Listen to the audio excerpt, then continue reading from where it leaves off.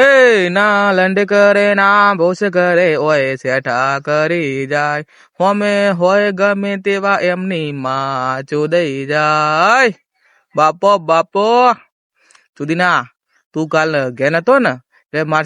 શેઠ તારા બૈરાન ચુદીના આયા ભોસ મારીને અને એક અંગત વાત કહું તમને હા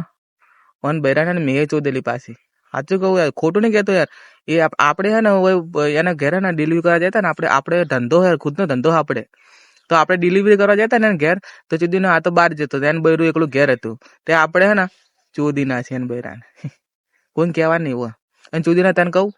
હે ને તારા બૈરાન માર શેઠ ચુદીનો પાવા નાગો હે ભોસ મારી ના કાલ તાર બૈરું ઘેર હતું એકલું તો કાલ માર શેઠ જતો ચુદીના આવ્યો